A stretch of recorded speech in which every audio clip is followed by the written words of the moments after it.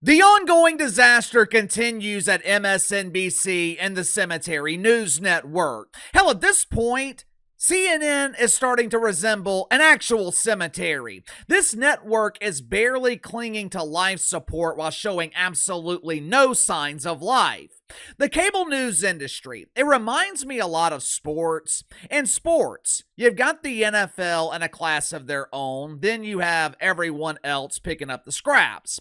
In cable news, Fox News is in a class all their own, while everyone else is picking up the remaining turds.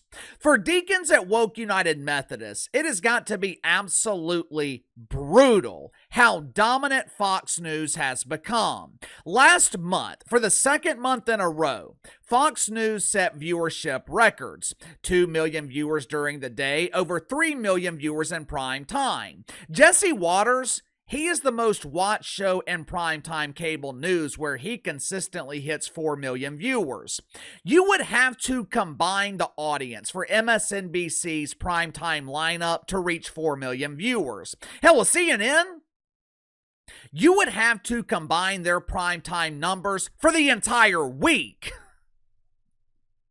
At this point, CNN could feature naked models from OnlyFans, and they still wouldn't be able to eclipse 1 million viewers. Of course, knowing CNN, they would find a way to fuck it up by using models from Lonely Man's.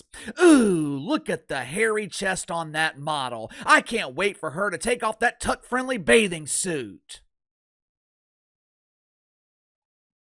Last month, MSNBC averaged 638,000 viewers during the day, and they finally managed to break 1 million viewers in prime time with 1.1 million. Now, their primetime number, it was mainly carried by Rachel Maddow, who averaged around 2 million viewers. Compared to January, ratings were up 26% during the day and 53% in prime time. We are so back! Woohoo! Yes, yes, yes!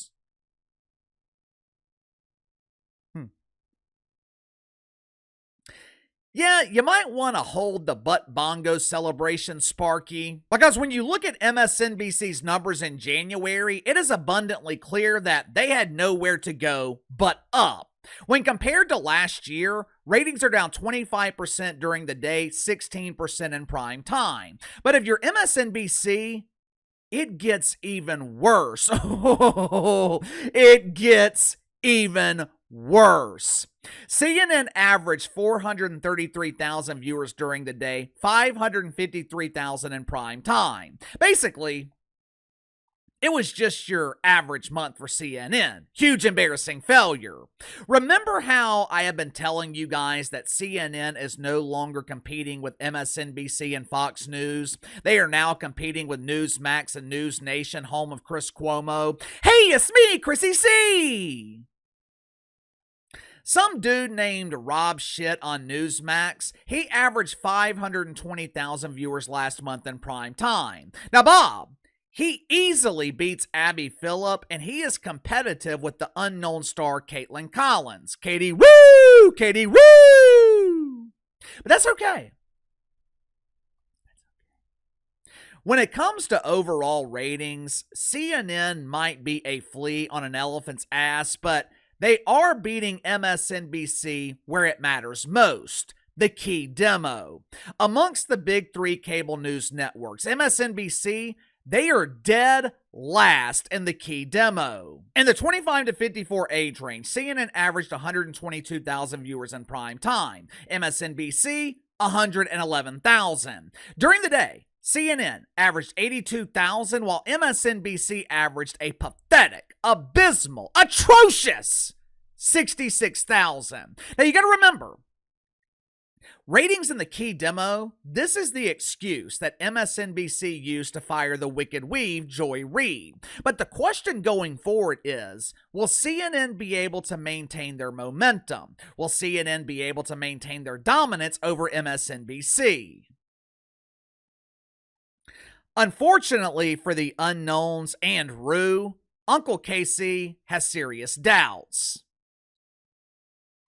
Make sure to like and subscribe. You can follow me on Twitter at KC_BTL84. Let's go ahead and get to the sponsor for today's video, Sir to Shame. Have you ever wanted to tell a politician exactly what you think of them, but in a way that's safe, effective, and funny at the same time? Well, now you can with Sir to Shame, the ultimate way to hold politicians accountable and have a good time while doing so. From Johnny B. Biden to cackling Cam Harris, Sir to Shame lets you send custom comedic certificates to the politicians who piss you off.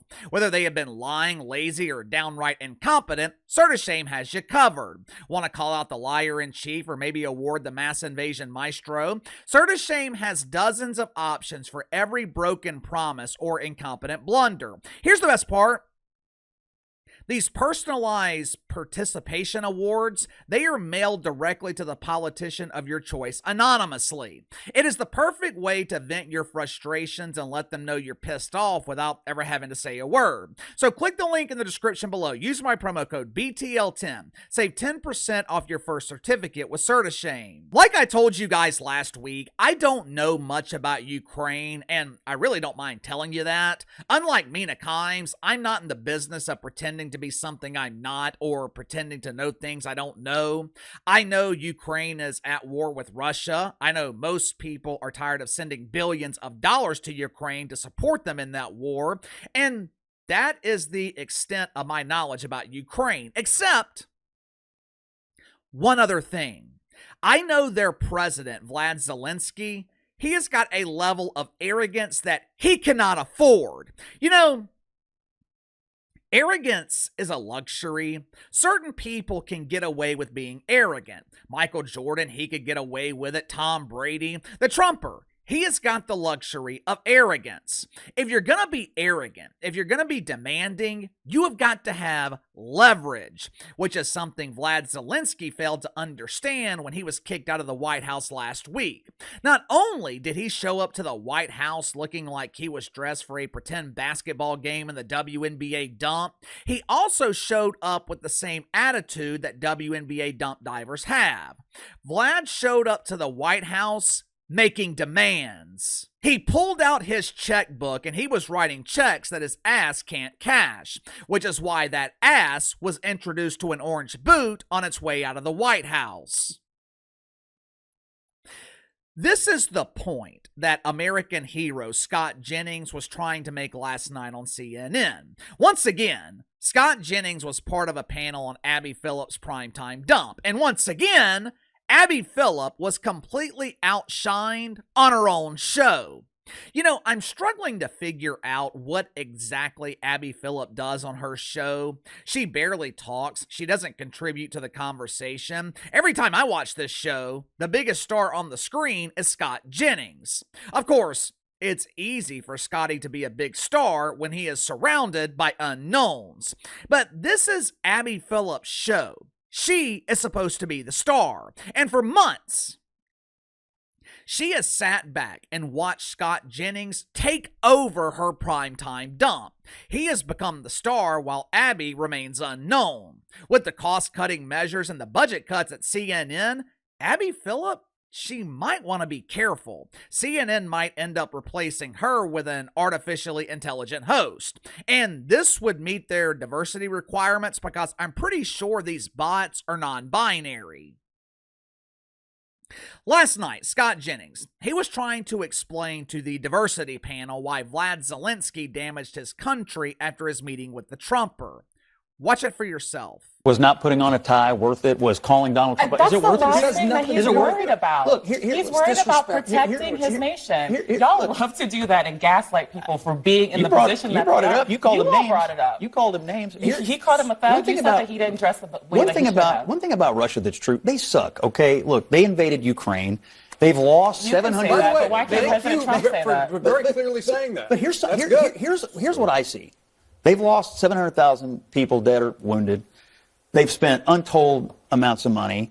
They've gained barely any territory in 3 years. The Ukrainians have fought them bravely and courageously. At the same time, why can't Donald Trump say that? At the same time, the political will in the United States to open-ended fund a stalemate is dropping rapidly. The American people want this to come to a conclusion. I think Zelensky is misreading the American political situation. First of all, I am so tired of that word gaslighting. Outside of narcissist, gaslighting is the most overused word in America.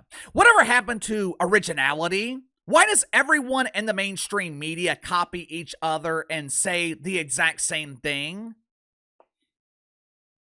That lady who kept interrupting the only star at CNN, her name is Valencia Johnson. Now, according to CNN, Valerie is a Democratic strategist. Translation, she collects woke welfare while not doing a damn thing. What the hell's a Democratic strategist? I didn't know the Democrats actually had a strategy. Is Valencia the one responsible for coming up with their strategery during the last election? Let's review that strategy. Boys can be girls. John Biden is a symbol of body positivity because he's got a really big brain. Let's organize the Butt Bongo Festival and send invitations to people all over the world with a map showing them how to get across the southern border. Let's fight to criminalize American citizens for having the audacity to exercise their First and Second Amendment rights. Last but not least, when our policies piss everyone off, blame the Trumper. I don't know about you guys, but if Valencia was my political strategist, I would have to fire her.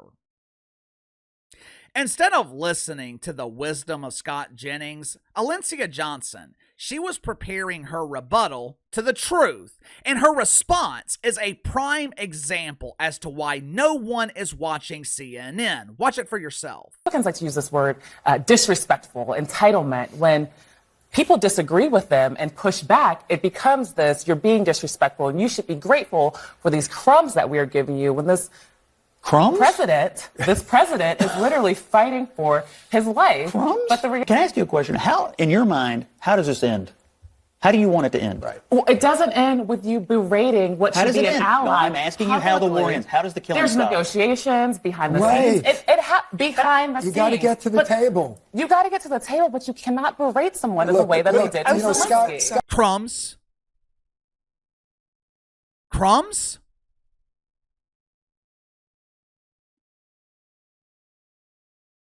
According to Valencia, we have given Ukraine crumbs? To my knowledge, we have sent Ukraine around $300 billion. I'm struggling to understand how that equates to crumbs. If someone sent me $300 billion, you know what I would say? Thank you. Hell, if you sent me 300 million, I would say thank you. The last thing I would say is I demand more. This is why you got to be careful giving people anything, because it's never enough. Gift is a fancy word for entitlement because that is what gifts create. Entitlement. We see it with the WNBA and we are seeing it with Ukraine. I saw a report the other day that claimed John Biden was getting tired of Vlad Zelensky and his demands. The only difference, though, between Johnny B. Biden and the Trumper is willing to say enough is enough. Anyway, give me your thoughts on this. Fox News dominates the month of February while MSNBC finishes dead last in the key demo. CNN continues to finish in last place in overall viewership, and it's not even close. What happened to all these supposed changes at CNN? What happened to the new and improved CNN? All I keep seeing is the same dump. Sound off in the comments below. I'll see you guys tomorrow.